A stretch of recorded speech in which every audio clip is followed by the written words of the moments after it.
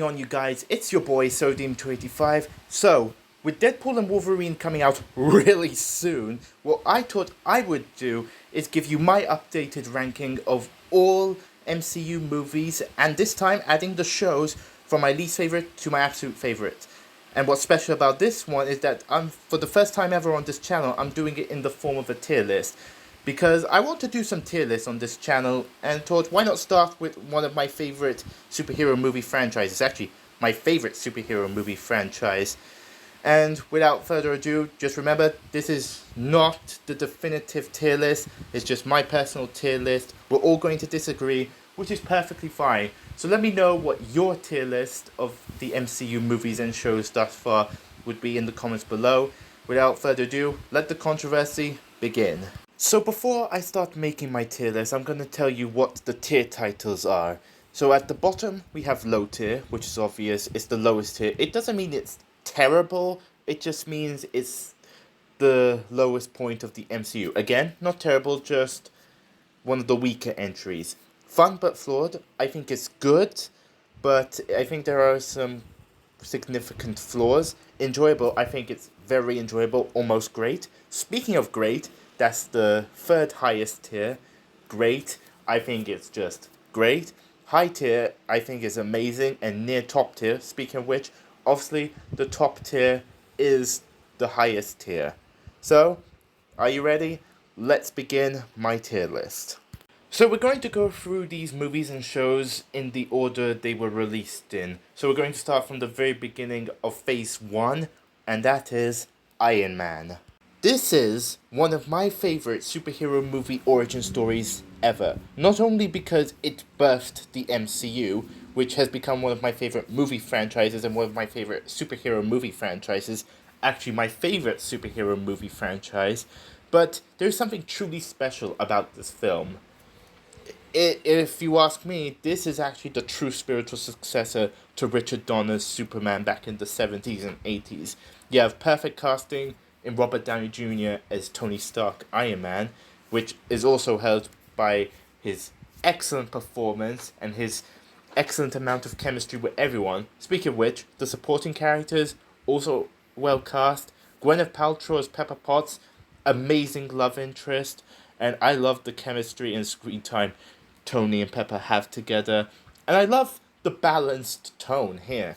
You have a lot of witty dialogue, which fits in with Robert Downey Jr.'s humor, but there's a lot of heart. Like I said, there is something truly special. I love the origin story, how Tony is a heavily flawed man, but then he realizes the error of his ways and realizes he needs to rework his life. And the dialogue is fantastic, and it gives an amazing climax when he tells the whole world he's Iron Man. So I think there should be no arguments. Iron Man belongs in top tier. It's one of the best, if you ask me. The next film was The Incredible Hulk.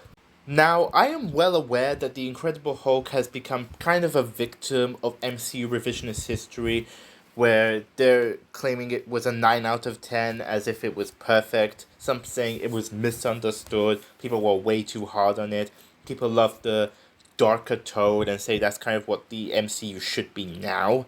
But if you remove all of that, and let's remove all the superficial differences, such as the fact that Edward Norton is the star instead of Mark Ruffalo, let's ignore that. Because to be fair, here's a positive. I think Edward Norton does a pretty good job with the material he's given. Same with Liv Tyler, William Hurt, may he rest in peace, and so on, and the rest of the cast. I think they all do a good job. But even though I don't think The Incredible Hulk is a terrible film, I never thought it was a terrible film, nor do I think it's a bad film. I never thought it was a bad film. At the same time, I'm sorry, I don't think it's great, and that's due to three major problems. The first one, I think it has a pretty lackluster villain in Abomination, even though the actor does the best he does with the material. And another problem is, I think it litters itself with too much action, albeit not too bad action, to cover up the fact that the story isn't great. I'm sorry, it isn't. And that's because it spends so much time with Bruce looking for a cure, which isn't a bad story, that it doesn't really give much personality to him. So I don't really feel I know him or feel connected to him, if you ask me. Not to mention, I'm sorry, I think the third act fight with Abomination is overrated for the simple reason that even though it's not bad action, it spends way too long to the point where I'm like, the punches are clearly not working. Try something else. So even though I don't think The Incredible Hulk is a bad film, I am going to put it, when it comes to the MCU, in low tier. Now we get our very first sequel with Iron Man 2. I imagine a lot of you will have this in your low tier because a lot of people have ranked this as one of the worst films in the entire MCU. Now, there have been people that have come around and said, well, what are you talking about? This movie was great. And honestly, I've actually been always one of those people who thought that this movie was overhated. Now, is it a step down from the first Iron Man? Absolutely. In some ways, the plot can be a little messy, but I followed it fine, personally. Is it the most rewatchable film in the MCU? Maybe not, just because we've gotten other MCU films with Robert Downey Jr. as Iron Man since then. Is it necessarily great? Not necessarily, but it is very enjoyable. It is very entertaining, and I still think it's good. It's still a fun film to put on and watch. I promise I don't think you'd get bored. The banter between Tony and Pepper is amazing. I love it. And honestly, even amongst Phase 1's movies, I think this is the most overhated. Again, I don't think it's great, so I'm not putting it in great tier. But I do think it is enjoyable, so that's where it belongs for me. We then move on to what I consider the most underrated movie in the entire MCU, and that is Thor.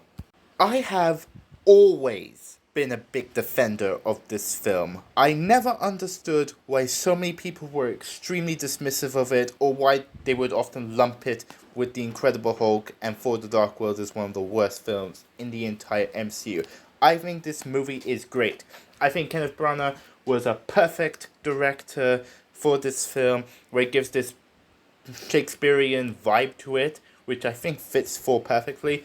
He also gives this bombastic feel to it. Because if you go and actually watch this film, you realize it's not as self-serious as many people are making it out to be. It's actually quite comedic and bombastic. In fact, maybe just as comedic and bombastic as anything found in either Thor Ragnarok or Thor Love and Thunder, which I'll be getting into later. Chris Hemsworth, perfect casting as Thor, and his comedic timing is purpose with his bombasticness and his otherworldly presence. Tom Hiddleston, an amazing villain in Loki. And I love the supporting characters, whether you're talking about the Warriors 3, Lady Sif, Jane, Darcy, Eric, they're all great. And Thor's journey in this film, where he needed to be humbled, was extremely compelling. So I don't care what other people say. I've always felt this film was great and underrated. I've always thought this movie was great and underrated. So that's where it's going, in great tier. Next up, Captain America: The First Avenger.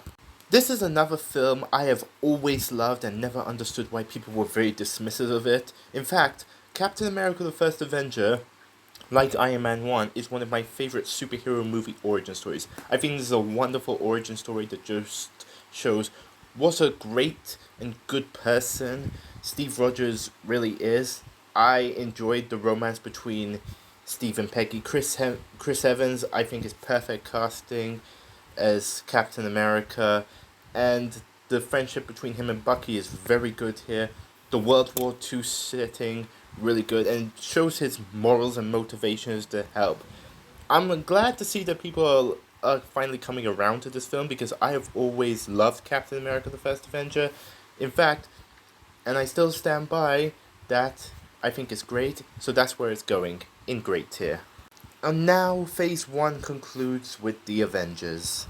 What can I even say about The Avengers that hasn't been said already? It's a classic at this point. Not only was it the first real team-up film, but each of the Avengers bounce off each other really well, and I really loved the story and how there was a bit of conflict, but eventually they got together. Tom Hiddleston kills it as Loki. Samuel Jackson also kills it as Loki, and again, the banter is great. Not to mention some great iconic moments. Probably the only gripe is that I'm not a fan of Captain America's suit in this film, but with all that said, I still have a very high opinion of the Avengers, so I think most of us know that it should be in at least high tier. So that's why I'm putting it in high tier. We then move into phase 2, starting with Iron Man 3. This is another movie that I find severely underrated, because back when this first came out, 11 years ago? Boy, do I feel old. Anyway, back when this film first came out, people were merciless towards this for two main reasons. A, because you have more of Tony out of the Iron Man suit rather than in the suit, and because of the Mandarin twist, because Ben Kingsley's character Trevor turned out to be a fraud, and Killian claimed to have been the real Mandarin. But honestly, I think I can defend both of those, because personally, from the first time I watched Iron Man 3, I loved it. In the case of the latter, this film very much shows that he is Iron Man with or without the suit, and shows just how far Tony has come in his trilogy of solo films. And in the case of the latter, to be honest, and I say this as someone who reads the Iron Man comics and is a big fan of Iron Man in the comics, I found the Mandarin twist to be funny, and it worked within the context of this film. And there's a lot to love. I like the darker tone, Shane Black's writing, the score by Brian Tyler I think is extremely memorable, and it has a lot of heart and emotion. And I like the third act a lot, and I think Killian might be one of the darkest villains in any superhero film I've seen. So I don't care what some of the naysayers might say, though I am glad to see that this movie is becoming more appreciated over time. I am putting Iron Man 3 in great tier. But unfortunately, the next film, For the Dark World, isn't great. Remember how earlier when I was just talking about the first Thor movie, I feel people have created this false illusion that the Thor movie franchise was this self-serious franchise before Taika Waititi and Thor Ragnarok came along? I think there's a reasonable explanation for that, because like I said, if you go back and watch the first Thor movie, it's actually more comedic and bombastic than I think you might remember. But I feel the main reason why people think that the Thor movies in general were very self-serious before Ragnarok came along was because when people think the pre-Waititi Thor movies, I think they tend to think For the Dark World. A film, may I remind you, that even fans of the first Thor movie, like myself, struggle to defend. Now, I wouldn't say it's a terrible film. I don't think it's as bad as some people make it out to be. It's not my least favorite film in the MCU, so I do think it's a teensy bit overhated, only slightly. And that mostly had to do with the Thor Loki dynamic, which I enjoyed.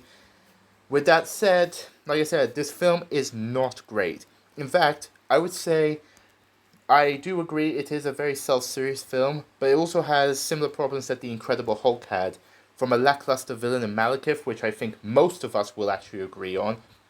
But also there is actually a lot of action, albeit a vast contrast from the first Thor movie, which was more character-driven. For the Dark World has a lot of action, and I think it was to cover up the fact that the story isn't very good. And it's a shame you have characters just doing stuff for the sake. But I do enjoy the Thor Loki dynamic. I think that very much saves the film. And I will put this a bit above The Incredible Hulk for the simple reason that while Incredible Hulk felt like a sequel to a film that didn't happen, For the Dark World is at least a sequel to the first Thor movie, which did happen, so we do have a good sense of Thor's personality by this time, especially since he also showed up in the Avengers. With that said, this is still one of the lowest lows of the MCU. I'm sorry for those who love this film, but I am going to put For the Dark World in low tier. And now we get into what is a lot of people's favorite MCU movie, Captain America: The Winter Soldier. I believe this is where my list is going to start becoming a bit controversial, because like I said, Winter Soldier is a lot of people's favorite MCU movie. And trust me, I think Winter Soldier is a very good film. There are a lot of things to like about it. In fact, I would say it's almost great, but I'm not quite there yet. Excuse me. Hear me out before you all have a go at me. Now, this movie fires on a lot of cylinders. I think the banter and chemistry between Chris Evans and Scarlett Johansson is excellent. I think the action sequences are extremely well directed. I love the clash of ideologies between Steve and Nick Fury. I think it's all great. But what drags the film down for me, and this has always held the film back from it being one of my favorites, is the fact that, look at the subtitle. It's called The Winter Soldier. But watch the film and ask yourself, how much screen time does Bucky, aka the Winter Soldier, aka the guy in which this film's subtitle is named after, actually has? I'll answer that for you. He doesn't have that much. In fact, it doesn't really feel like a Winter Soldier story to me. It feels more like about the Hydra conspiracy. And I feel if this movie was called Captain America Hail Hydra, I think I would have a higher opinion for that. However, unfortunately, because of that, I feel Winter Soldier is slightly overrated. Again, just want to make something clear. I enjoyed this film a lot. Again, it's almost great, but it just misses it. So, unfortunately, I'm going to have to put it in enjoyable. It's very enjoyable. It just misses the mark to be great for me. We were on the verge of greatness. We were this close. We then move on to yet another fan favorite film in the MCU, Guardians of the Galaxy. If you've watched any of my previous videos discussing the MCU, then you know that my take on Guardians of the Galaxy, as well as the sequel, which we'll be getting into later, kind of make my take on Captain America the Winter Soldier look like a cold take by comparison, because Guardians of the Galaxy I think is a good film, but I also think it's the most overrated film in the entire MCU. Boo this man! Again, hear me out. I will say this. Guardians of the Galaxy starts out well for its first half, where we meet Star-Lord, Gamora, Rocket and Groot. They make a good foursome, but when they introduce Drax and make him part of the team, that's where the film loses a bit of steam for me. Because I feel Drax was forced into the film just for the sake of giving the team a power man. I think they wanted to give it 5 members instead of 4, because the Fantastic Four reboot, which sucked by the way, was coming out the following year, and they didn't want to draw comparisons to the Fantastic Four. Well, I think Groot could have easily fit the strongman bill. It also didn't help that when Drax called Ronan to come to him, basically allowing him to get the Infinity Stone, it was the Power Stone, and it just felt like a plot device just to set up a third act battle. And honestly, this movie doesn't have as much rewatchability for me, which is a shame, because I think, again, it starts out well, especially Gamora. I love Gamora. And I will say this, it did show that C-list superheroes can become household names. So without Guardians of the Galaxy, we would never have gotten Shang-Chi. And as you're going to see, I have a pretty high opinion of Shang-Chi. So I think Guardians of the Galaxy, while a good film, has more flaws than people make it out to be. So I would say it's enjoyable, it's fun, but it's also pretty flawed. So fun but flawed is where Guardians of the Galaxy belongs for me. We then go to Avengers Age of Ultron. I find this movie pretty underappreciated. I do agree with most people that it is, in fact, the weakest of the 4 Avengers films so far, but I still love this film. I love how character-driven it is, and the interplay, the themes, and the character moments between the Avengers kind of rivals those of the first Avengers movie. Sure, sometimes the story can be a little bit confusing, but I still enjoy it, I still understand it. It has a lot of heart, the emotion hits me really well. I enjoyed the new characters, Wanda and Quicksilver, and it also sets up stuff for Captain America Civil War, which is beautiful. And the PTSD and trauma each Avenger suffers from, I think, is great. So it's kind of a win-lose situation, because even though the Avengers save a lot of people lose their homes, so Ultron kind of wins, as well as the fact that Quicksilver dies. Spoiler. So I actually think Avengers Age of Ultron is great. That's where it's going for me. We now close off Phase 2 with Ant-Man. I think this is one of the most underrated films in the entire MCU. I love this movie. It's actually also one of my favorite superhero movie origin stories. And I love how it's just very simple. And if you ask me, it sets up the street level side of the MCU really well. You have a simple story about a man, Scott Lang, who just wants to be there for his daughter, which shows just what a great father he is. And it's a great origin story about his redemption from his life as a thief. He wants to move on from that, and he becomes a hero. And Paul Rudd, he is just so endearing as Scott Lang. And the supporting characters, whether you talk about Michael Douglas or Evangeline Lilly, they're great.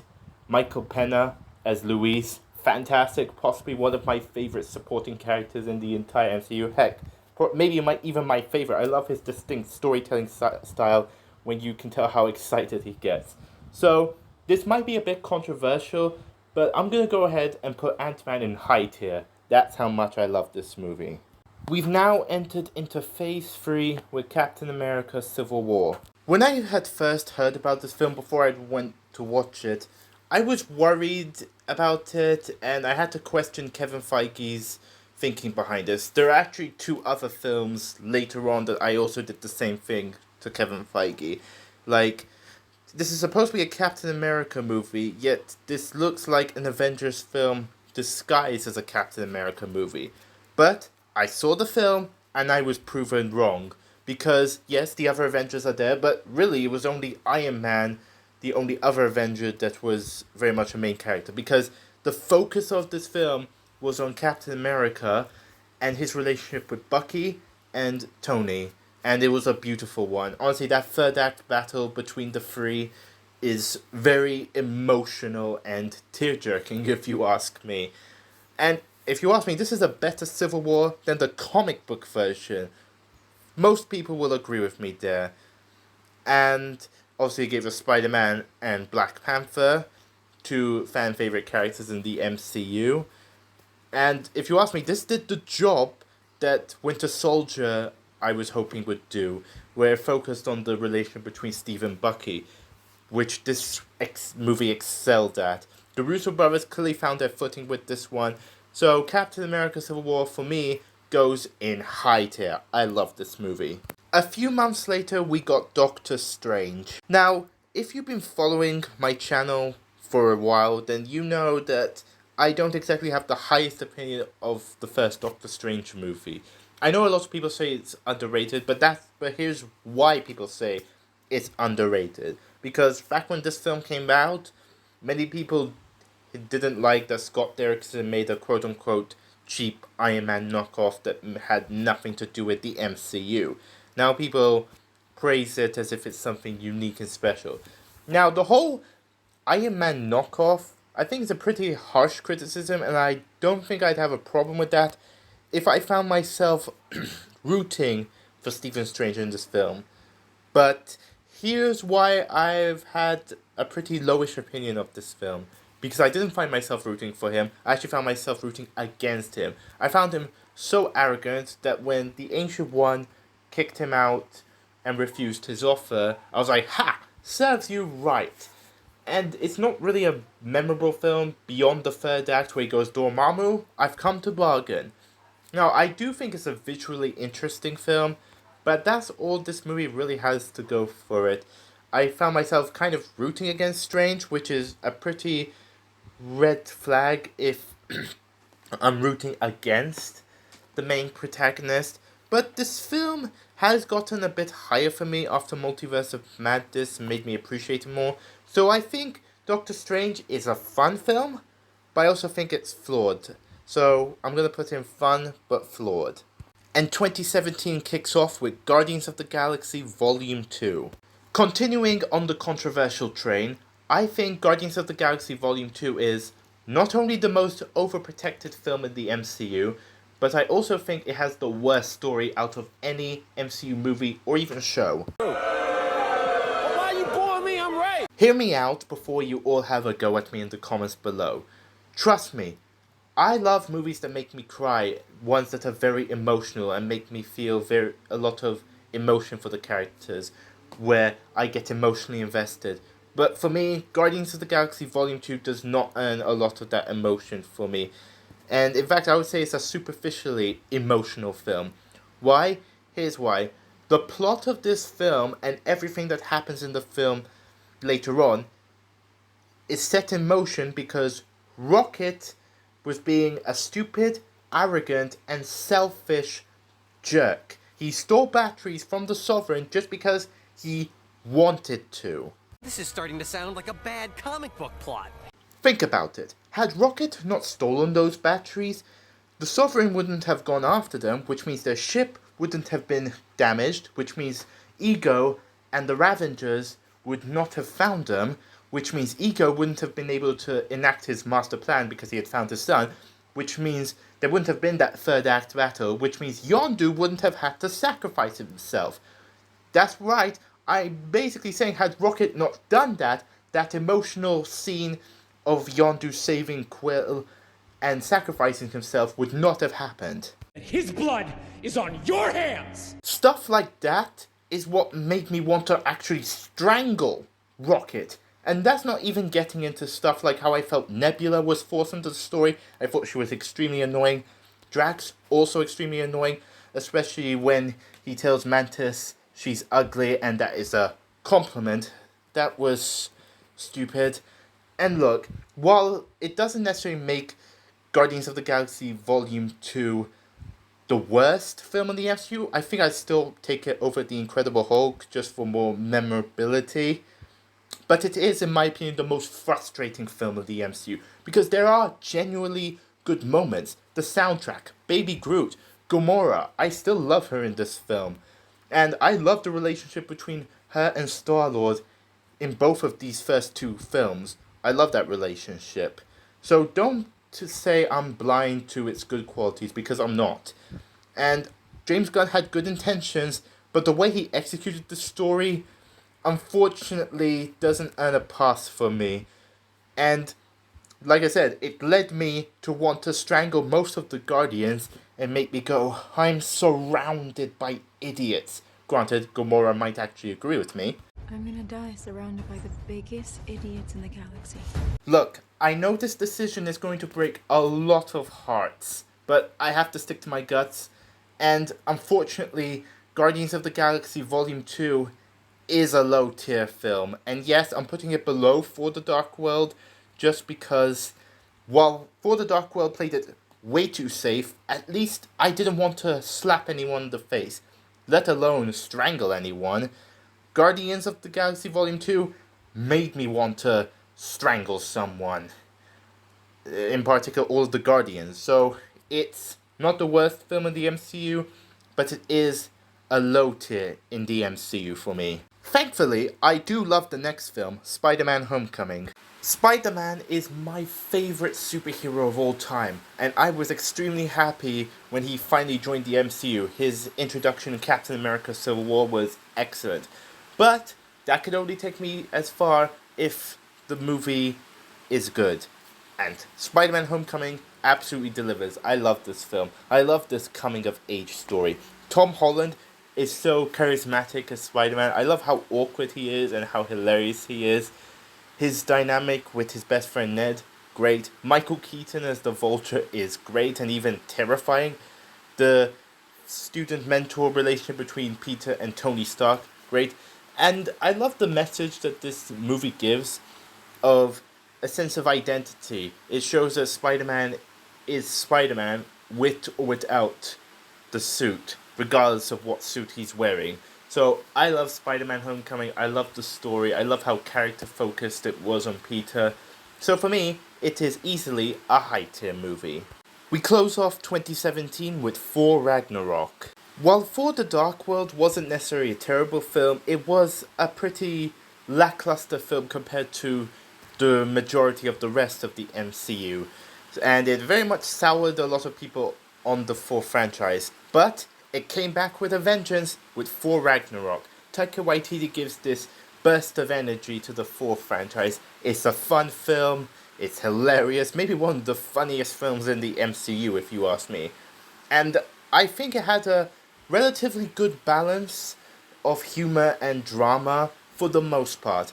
I will say it has been bumped down a little for me after the passing of Ray Stevenson all the more because of the death of the Warriors 3 I felt was treated like a joke.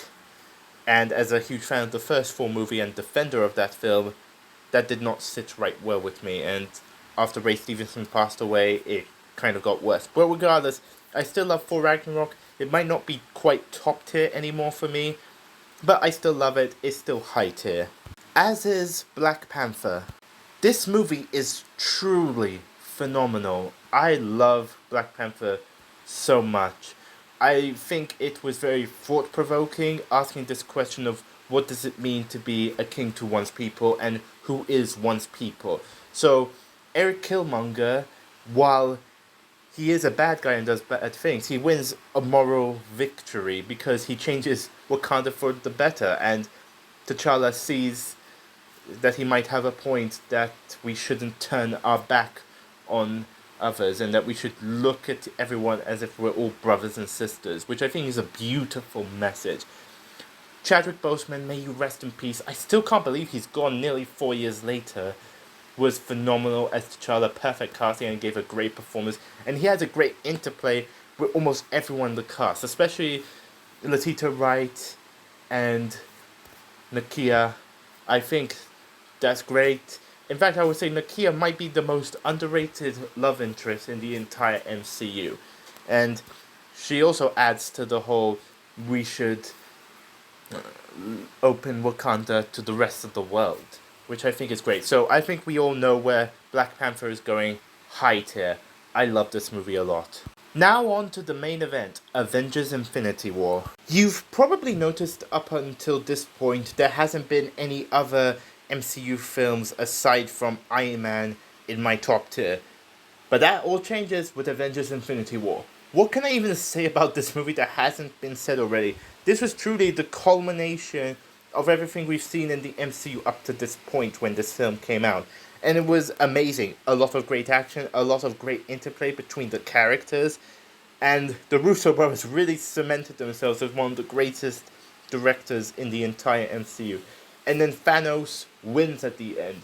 It's quite tear-jerking if you ask me. So, Avengers Infinity War, I think most of us can agree this movie is truly great. So I think we all know where this movie's going. Top tier, where it belongs. Closing off 2018 was Ant-Man and the Wasp. Almost every time I talk about Ant-Man and the Wasp or do one of these MCU rankings or Marvel movie rankings, I talk about the story on how this movie, as well as the subsequent films that came after it, right after it, helped me get through a very difficult place in my life. The scholastic year of 2017 and 2018 was a nightmare for me. I had such a horrible year at school that I didn't even go back there the following year.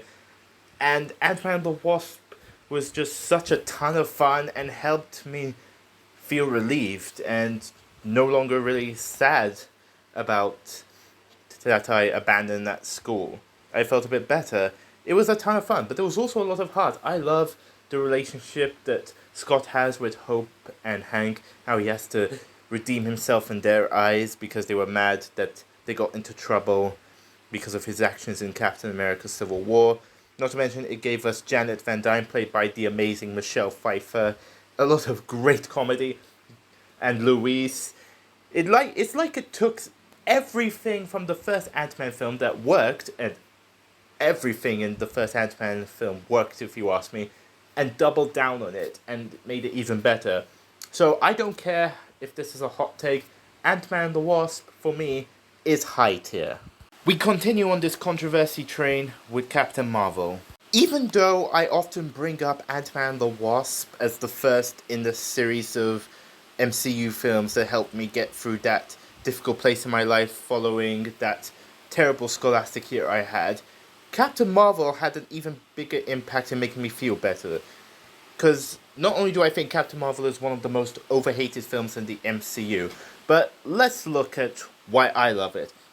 Not only do I love the chemistry between Brie Larson and Samuel L. Jackson, as well as the friendship, more importantly, the friendship between Carol and Nick Fury, but I think I love how it's just a quieter film about Carol learning what real friends are and who the real friends to her are.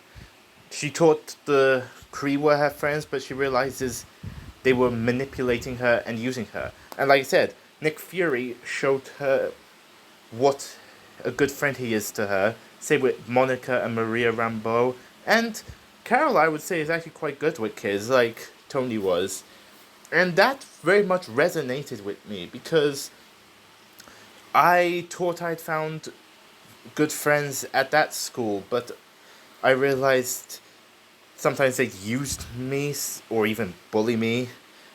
And then I remembered my real friends from either my previous school or around me. Even one of them, after I announced I wasn't going back to that school, told me, if you ever need a friend, I'm here.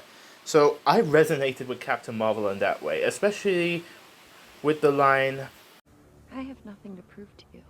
and even with all that, I still got emotionally invested in Carol's journey throughout the film. And again, I enjoyed her banter with Nick Fury. I laughed, I cried, and got a bit tear-jerking. I thought it was emotional. And I know I'm going to get a lot of flack for this, but I've got to follow my heart. I can't deny it. I love this movie, so I'm putting Captain Marvel in high tier. We've now reached the conclusion of the Infinity Saga, Avengers Endgame. This is one of my personal favorite films of all time. Not just superhero films, but films of all time. If you ask me, the Russo brothers took everything that worked about Avengers Infinity War and made it 10 times better with Endgame. There is so much emotion, heart, I laughed, I cried, and I loved how character driven it is. Probably that's why I prefer Endgame over Infinity War, even though I still love Infinity War so much. And I also think this was a perfect conclusion to Tony and Cap's stories in the MCU. Not to mention, if you ask me, Robert Downey Jr. could have gotten an Oscar for his performance in this film if the Oscars were nicer to superhero films. And it was just full of so emotion, and it also sets up the multiverse saga very well with changing the rules of time travel. So I think most of us will agree that Endgame is top tier. And now we've reached the epilogue of the Infinity Saga, Spider-Man Far From Home. As you can probably tell, in my opinion, 2019 was the best year of the MCU. So yeah, I absolutely love Spider-Man Far From Home, and I get quite defensive about it. Not only was it coming off the heels of that horrible year I had at school, but also coming off the heels of my A-levels that I needed to get into university. So Far From Home was an absolute delight of a treat for me. But it was also a great story, if you ask me. Peter having to deal with grief and having to overcome his lack of self-confidence in himself, realizing that he doesn't need to worry about whether he's on the same level as the likes of Iron Man and Captain America. He's never going to be there. He just needs to be a good and great hero in his own right. That, I think, was a compelling lesson, and his arc is compelling. I love the romance between him and MJ. Mysterio was a ton of fun of a villain, and a great one that psychologically challenged Peter, if you ask me. And the great quieter moments, great Peter Parker and great Spider-Man moments. Great action, some of the best action I've seen in any Spider-Man movie. And I especially love this moment. You can't trick me anymore.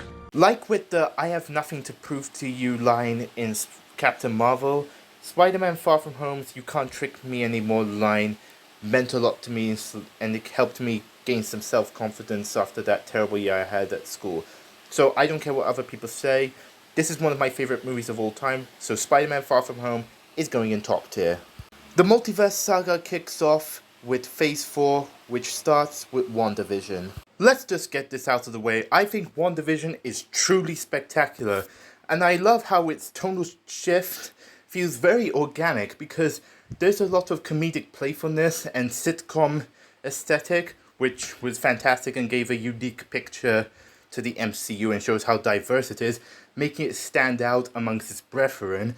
But then it goes into dealing with grief and trauma, psychologically tragic, and that's great. Elizabeth Olsen, if you ask me, gives a fantastic Oscar-worthy performance, so I'm just going to put WandaVision in high tier where it belongs, if you ask me. I think this show is truly spectacular. I adore it. It was then followed up by Falcon and the Winter Soldier. This is a tricky one because I was loving 5/5 of this show. I think it was doing very well. For the first 5 episodes, I was loving it. The buddy cop banter between Sam and Bucky, fantastic. The politics I thought was great, and it shows a lot of self-doubt because living up to the legacy of Captain America for Sam is a very difficult thing to do, and I think that was handled very well. Then you get into the finale, which I wouldn't say is terrible. I love the action. I mean, the action throughout the entire show is fantastic. John Walker is a compelling character, and I liked his redemption in the finale. I thought that Carly was an interesting villain, but then the revelation on who the power broker was, I didn't like it, and it sponged a bit of enjoyment out of the show for me. But with all that said, I still found Falcon and the Winter Soldier enjoyable, so that's the tier I'm putting it in. Now for Loki Season 1. What can I even say about Loki Season 1 that hasn't been said already? It's great. It's a ton of fun to watch. It was comedic.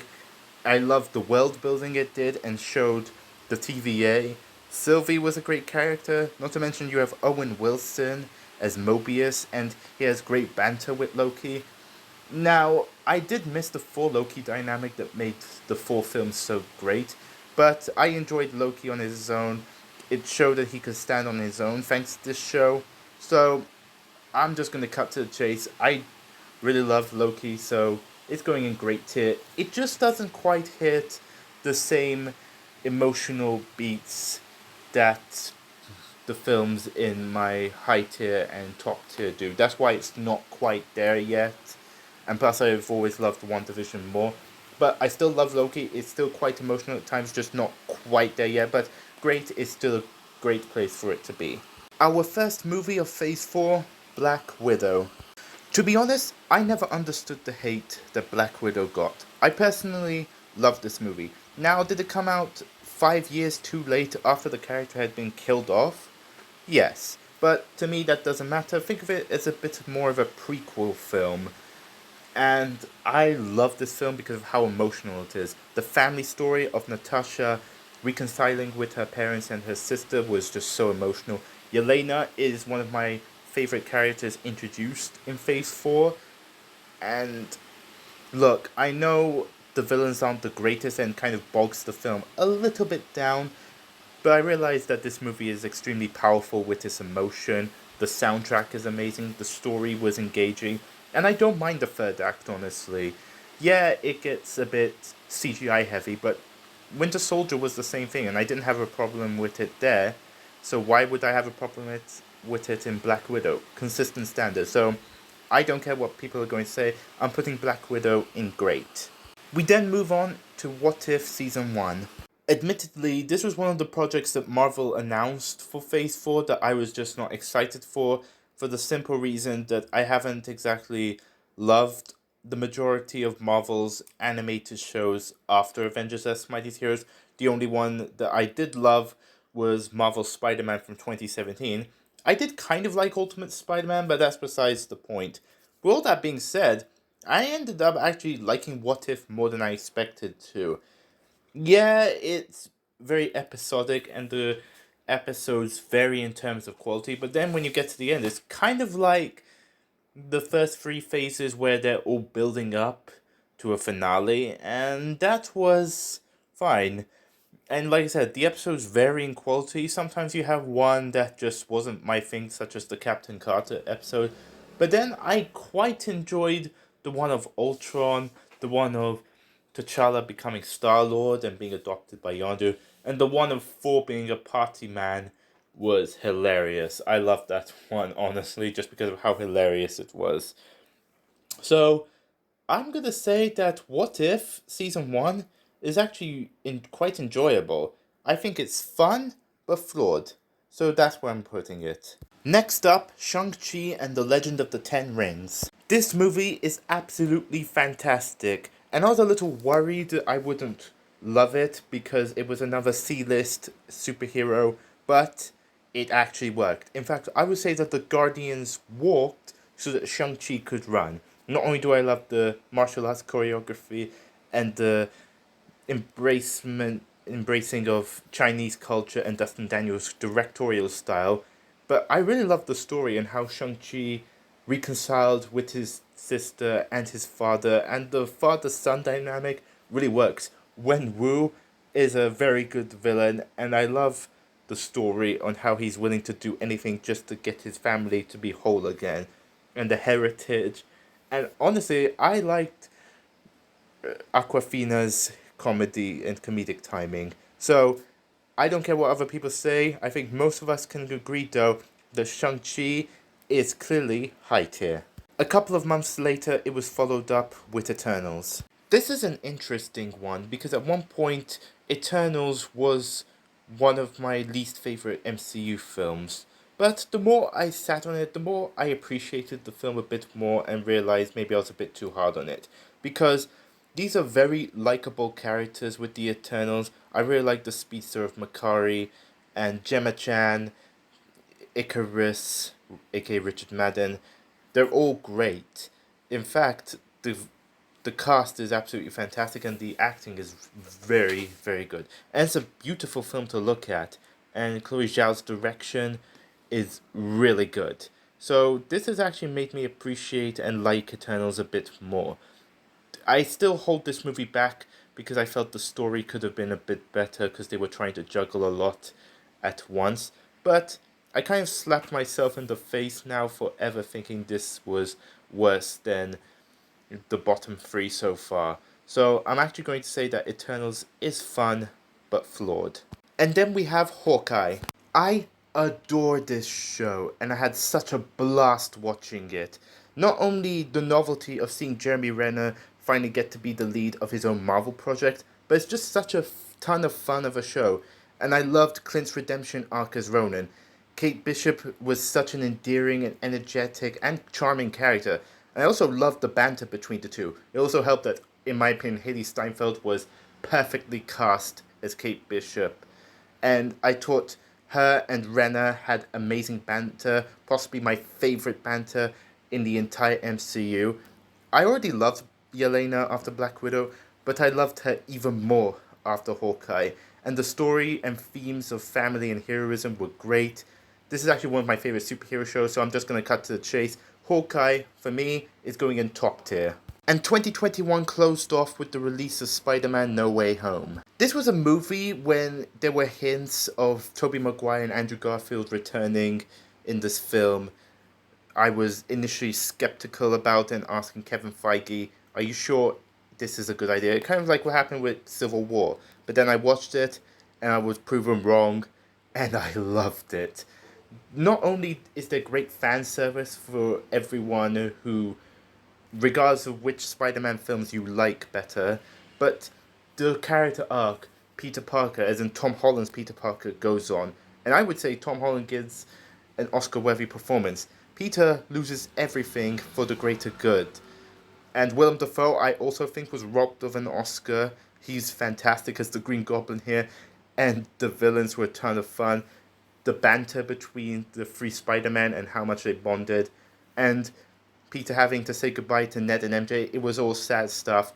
I loved Spider-Man No Way Home, and it exceeded my expectations. I'm so happy it turned out great.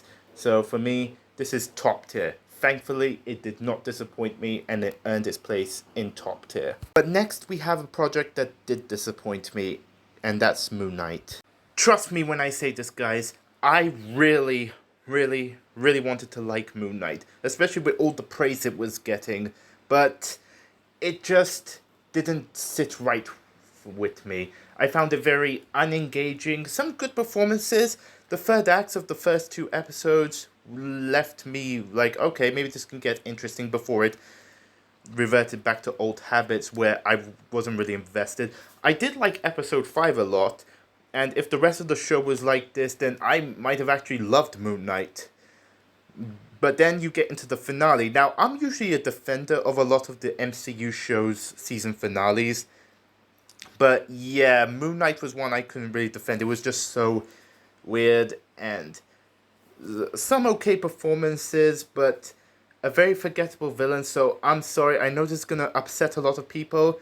And I do hope we do get a season 2, because maybe it could bump this up. But for now, Moon Knight is in low tier. I'm really sorry, guys. It's the the time in the MCU which I've least enjoyed watching something in this universe. Next up, Doctor Strange in the Multiverse of Madness.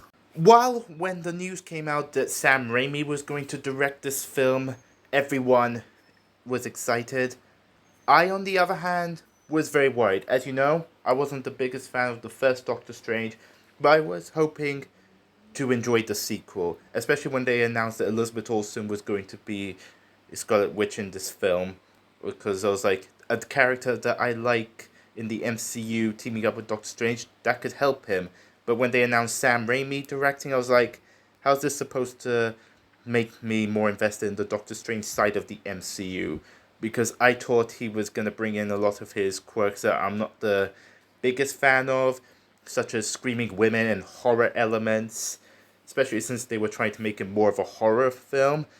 So, to be honest, I'm actually grateful for that 40% that felt like it was directed by committee, because it felt like as if Kevin Feige reined Raimi in.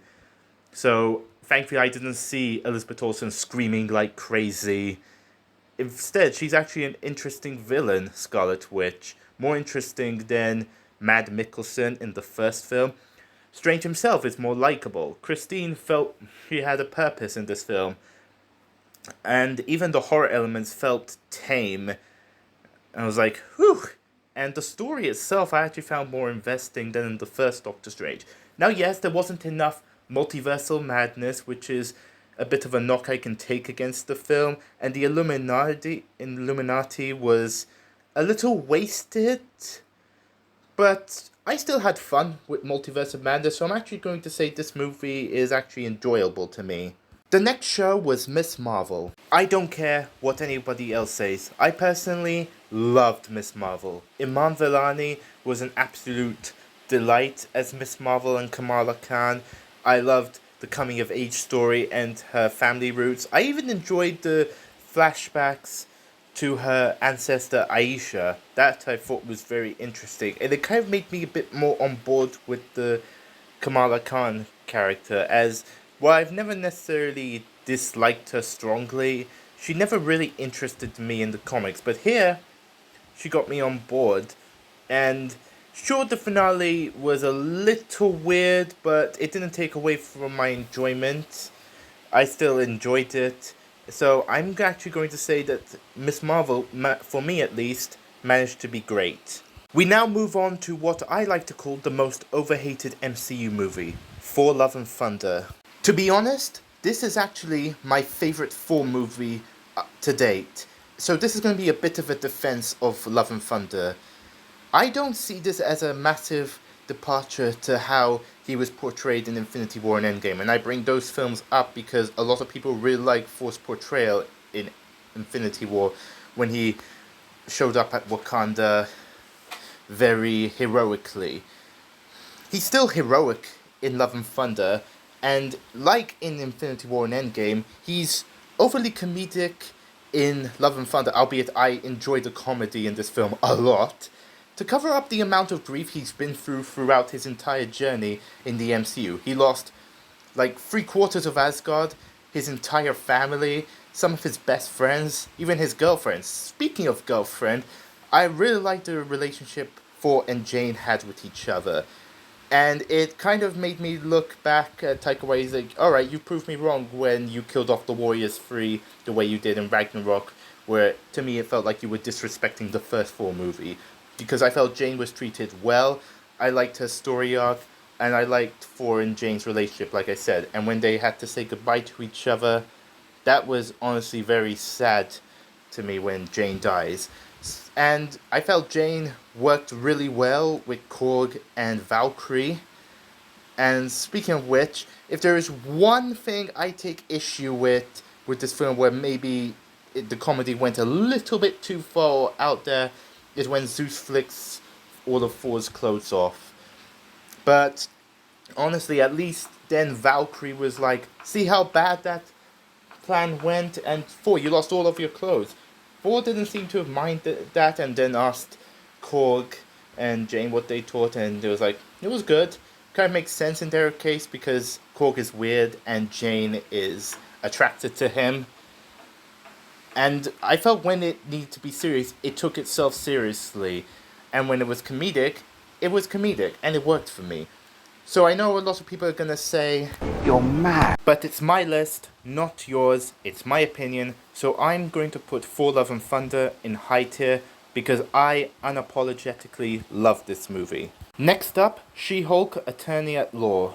To be perfectly honest, I actually think She-Hulk is kind of overhated. Am I saying it's great? No, it's far from being one of my favorite shows in the MCU, let alone entries in the MCU. It's not perfect. There are some things that I had to tilt my head at, like one montage of She-Hulk and her best friend, as well as what they did with Matt Murdock in one episode. I was like, are you sure you should have done that? And the finale was a bit strange, but I found it entertaining, especially like the first 3 episodes. They were a ton of fun.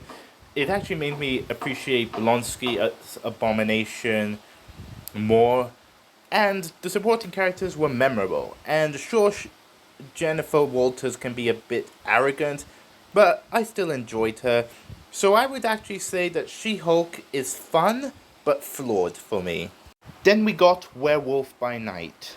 I know this one is not only going to be controversial, but will probably make me a lot of enemies, but I have to be honest, Werewolf by Night is my least favorite film in the entire MCU. How dare you! Put down your pitchforks and torches and hear me out real quick, please, before you write your angry comment.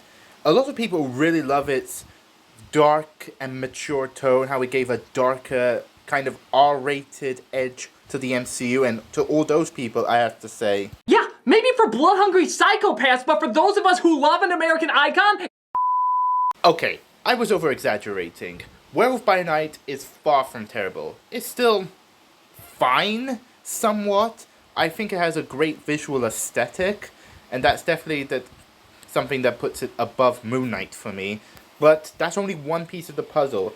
The story I found very unengaging, and the characters kind of bland. Heck, I didn't even notice that Man-Thing was in the movie. So, I'm sorry guys, since this is one of the ones in the MCU that I enjoyed the least, I have to follow my heart. So Werewolf by Night, for me at least, is going in low tier.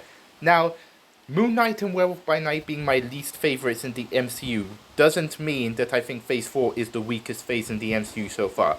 Not at all. No, these are just 2 entries out of 17 in Phase 4 that I just don't really have the strongest feelings for.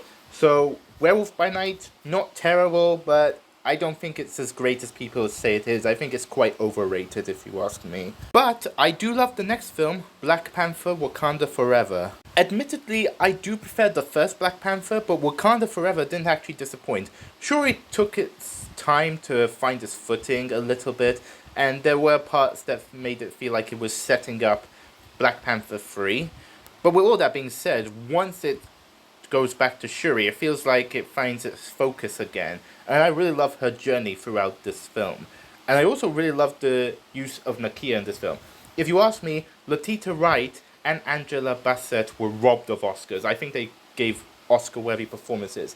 And Shuri's rise to become the new Black Panther, filled with a lot of rage and emotion, was beautiful, if you ask me. And then her kind of mirroring Michael B. Jordan's Killmonger's revenge story when she meets him in the afterlife was quite shocking, if you ask me.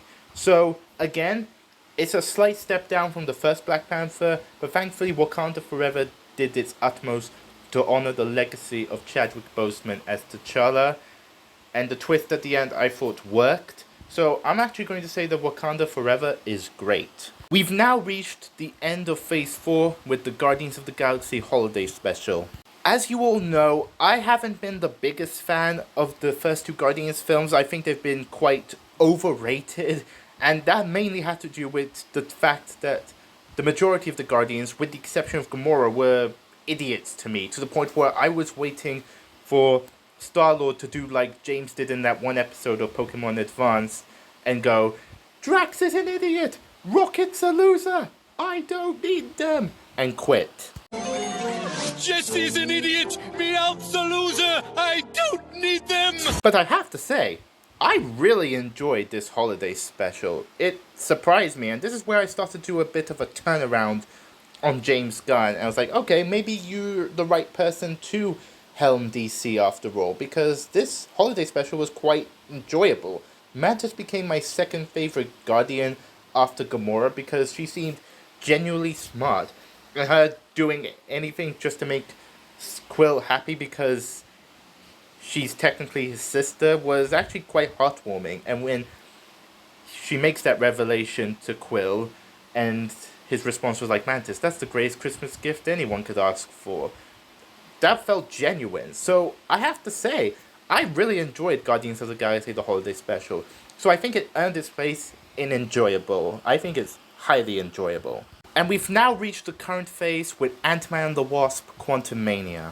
Another film that I think is wildly overhated because I actually love this movie. It's actually one of my favorites in the MCU. Not only do I think the Quantum Realm looks really good. Okay, the CGI of MODOK is a bit weird, but that's really my only gripe with the film. But I also really enjoyed the story. From the world building to Jonathan Majors' magnificent performance as Kang. He was quite terrifying if you ask me, to learning more about Janet Van Dyne and seeing her story with Hope and her husband Hank.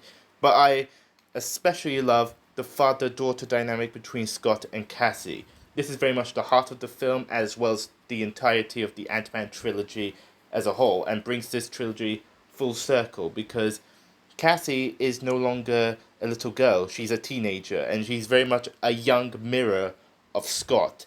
And I really enjoyed their dynamic, their new dynamic here. So I think if you guys just watch this movie on its own terms, I think you'll have a lot of fun. So I don't care what anybody says. No one can take away from me that I love Ant-Man and the Wasp: Quantumania. So for me, it's going in top tier. It's one of my favorites in the MCU. It was then followed by Guardians of the Galaxy Volume 3.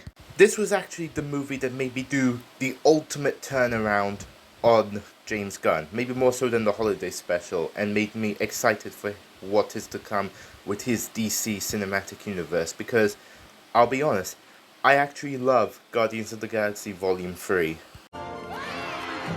While I still found Nebula annoying, and I don't like that because I like Karen Gillan and I think she's a great actress, but Nebula is still my least favorite character in the MCU. But the rest of the Guardians were fine. None of them really annoyed me, mostly because you had Mantis calling Drax out on his stupidity, and the emotion felt earned. Rocket felt like a completely different character to how he was in Volume 2.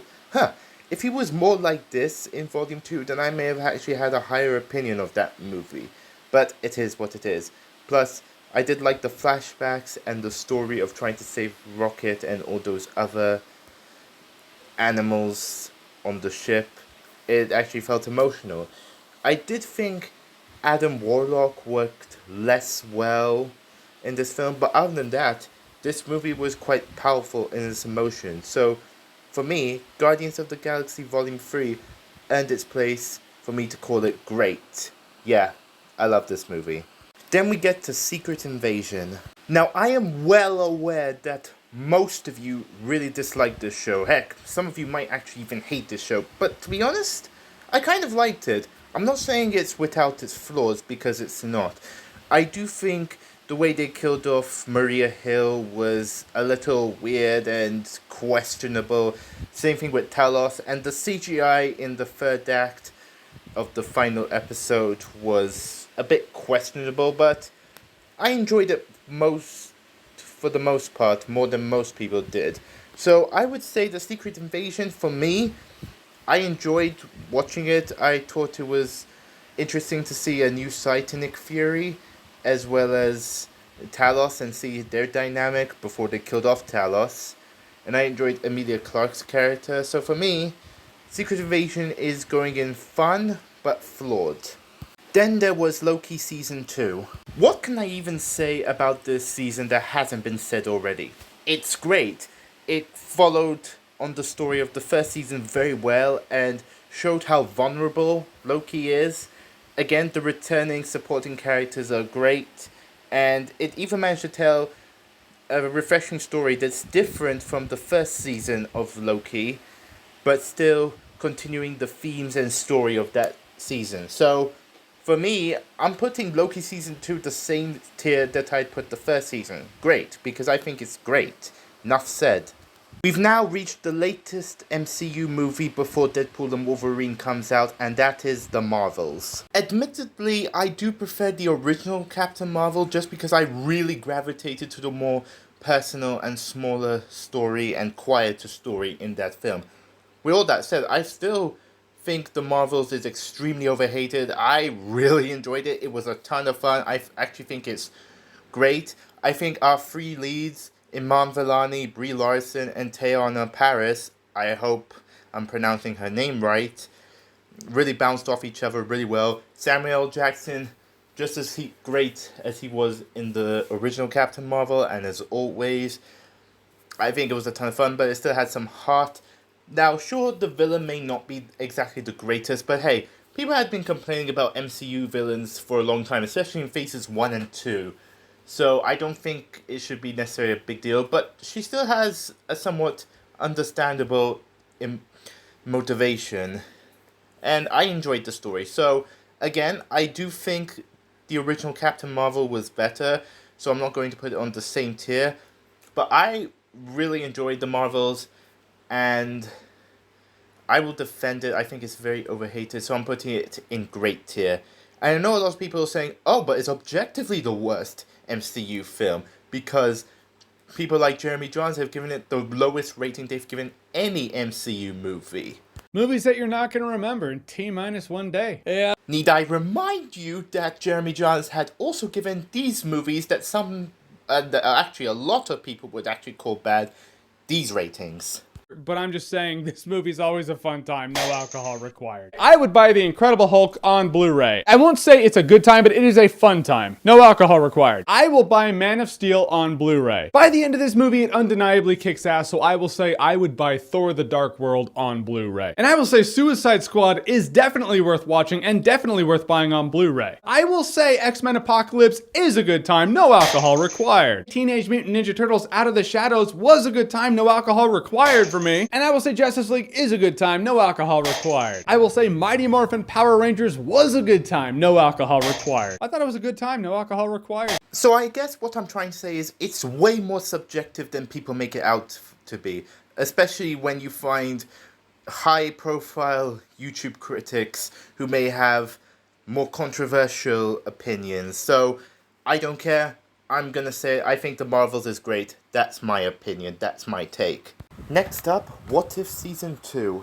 My feelings towards this season is somewhat similar to those of What If Season 1, where I feel, in fact, I would actually say there are actually more interesting episodes and scenarios in this one, such as Tony fighting in that gladiator match that we saw in Thor Ragnarok and meeting Gamora. That was interesting. When Happy saved Christmas and took down Justin Hammer, that was hilarious. Then there was some that I had to question. I do think the finale of What If Season 1 was better, but overall I think What If Season 2 was a little bit more enjoyable. So I'm putting it at the top of the fun but flawed tier. And finally we get to the latest entry in the MCU, at least before Deadpool and Wolverine comes out, Echo. When they had announced this show, I was not really excited, because even though I had enjoyed the character of Echo in Hawkeye, I wasn't sure whether she was able to carry her own show.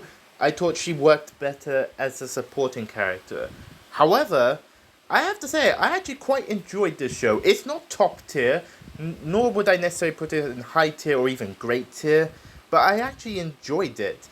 I felt it had a lot of heart, where you had to deal with Maya and her past, and it expands on the relationship between her and the Kingpin, which I really liked.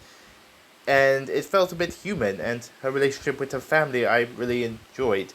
So this one surprised me. Again, it's not top tier, it's middle of the road of the MCU. But that's not a bad thing, considering I think the MCU has given us overall great quality in stuff. So I'm putting Echo in enjoyable. So there you have it, true believers. That is my first ever tier list I'm doing on this channel. My tier list of all MCU movies and shows before the release of Deadpool and Wolverine. Obviously there are very controversial picks, but again, this is my personal opinion. So let me know how you would put each of the MCU movies and shows in which tiers in the comments below. Again, we're all going to disagree, which is perfectly fine. It's all our varying opinions. And if you like this video, leave a like. Guys, thank you so much for watching. Hopefully I'll be back very soon. Until then, Sodium285 out. If the world chooses to become my enemy, I will fight like I always have.